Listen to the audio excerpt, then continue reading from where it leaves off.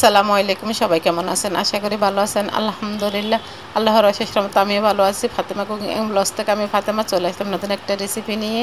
তো যেহেতু দুদিন পরে ঈদ, তো এক টুকরো গরুর মাংস দিয়ে কীভাবে সবাইকে সন্তুষ্ট রাখবেন বা কীভাবে সবার মন খুশি রাখবেন সেটা আপনাদের সাথে আজকে শেয়ার করবো। দেখে হয়তো বুঝতে পারছেন, এখানে আমি এক টুকরো গরুর গোস্তকে কিমা করে নিয়েছি, আর এখানে 8-10টা শুকনো মরিচ নিয়েছি, 2টা রসুন চুলায় নিয়েছি, আর এই তো প্রায় 2 থেকে 3টা পেঁয়াজ কুচি করে নিয়েছি। এই তো এখন গরুর গোস্তটাকে দিয়ে দিলাম, এক মানে পরিমাণ মতন পানি দিয়ে, এখানে কোনো মেপে দিইনি আমি। যদি মাপতে যাই তাহলে মেজারমেন্ট কাপ হবে, বা মানে কপি মগগুলো 1 কাপ পানি দিয়ে দিলাম। আর সামান্য একটু হলুদের গুঁড়ো দিয়ে দিলাম রঙের জন্য, কারণ এখানে একটু সুন্দরের জন্য রঙটা যেন আসে। এটা দিয়ে ভালো করে মিশিয়ে নিচ্ছি, ভালো করে মিশিয়ে নিব আর কি। এই তো এখন দেখে হয়তো বুঝতেই পারতেছেন, হলুদের গুঁড়োটা দিয়ে একটু ভালো করে মিশিয়ে নেব, নেড়ে নেব আর কি, যেহেতু রঙটা যেন সুন্দর আসে এই জন্য হলুদের গুঁড়োটা দিলাম। চাইলে আপনারা স্কিপ করতে পারেন। এই তো সামান্য একটু লবণ দিয়ে দিলাম, যেহেতু এখানে লবণ যদি গরুর গোস্তের ভিতরে না ঢুকে তাহলে মানে ভালো স্বাদ লাগবে না বা টেস্টটা আসবে না। একটু লবণ দিয়ে দিলাম সামান্য, যেহেতু আমরা ভর্তাটা করতেও আবার দিব। যাই হোক, আমার এগুলো সিদ্ধ হয়ে গিয়েছে। এখন আমি এখানে ফ্রাই প্যানে একটু সরিষা তেল দিয়ে দিচ্ছি, এটা আপনাদের আন্দাজ মতন দেবেন। এখানে চামচ মেপে দিলে 2 থেকে 3 টেবিল চামচ হবে, 2 টেবিল চামচের মতো বা 3 টেবিল চামচের মতন সরিষার তেল দিয়ে দিলাম। এখানে দিয়ে তো যেই শুকনো মরিচটা দেখেছেন সেটাই দিয়ে দিলাম, 8-10টা শুকনো মরিচ। আপনারা ঝাল যে যেরকম খান সেভাবে দিবেন, ঝালটা বেশি কম করে দিতে পারেন। এখানে আমরা একটু মানে ওই যে বললাম, হয়তো আমি আপনাদেরকে সবসময় বলি যে আমরা একটু স্পাইসি খাই, এই জন্য মানে ঝালটা বেশি খাই আর কি। একটু ঝালটা দিয়ে দিলাম। এই তো আমাদের এই মরিচগুলো কিন্তু অনেক ঝাল, এই জন্য আমি তারপরেও মানে যেগুলো দিছি এগুলোতে অনেক মানে এত মজা লেগেছে, যেমন ঝাল তেমন সবগুলো মিলিয়ে খুব মানে একটা পারফেক্ট একটা রেসিপি হয়েছে। যাই হোক, আলহামদুলিল্লাহ। এই তো মরিচগুলো হালকা বেজে নিয়েছি, এখন রসুনগুলো দিয়ে দিয়েছি। এখানে আপনারা চাইলে রসুন এখানে আরেকটু বাড়িয়ে দিতে পারেন বা কমিয়েও দিতে পারেন, চাইলে রসুনটা নাও দিতে পারেন। আবার চাইলে এখানে আপনারা শুকনো মরিচের মানে মরিচ অর্ধেক, কাঁচা মরিচ অর্ধেক দিতে পারেন, লাল সবুজ মিলিয়েই দিতে পারেন, কাঁচা শুকনো 2টা মিলিয়ে দিতে পারেন। আমি একটা দিয়ে করব আজকে।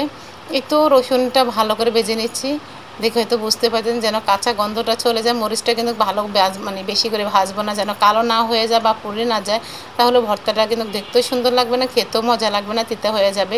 আর এই তো রসুনটা যখন হালকা ভাজা হয়ে গিয়েছে, এখন পেঁয়াজটা দিয়ে দেবো। এখানে পেঁয়াজটাও হালকা ভেজে নেব, যেন মানে বেরেস্তা করব না, আবার মানে একেবারে যেন কাঁচা থাকে সেরকমও করবো না, হয়তো দেখে আপনারা বুঝতেই পারবেন। এই তো ভালো করে রসুন এবং পেঁয়াজ 2টা একসাথে ভেজে নেব।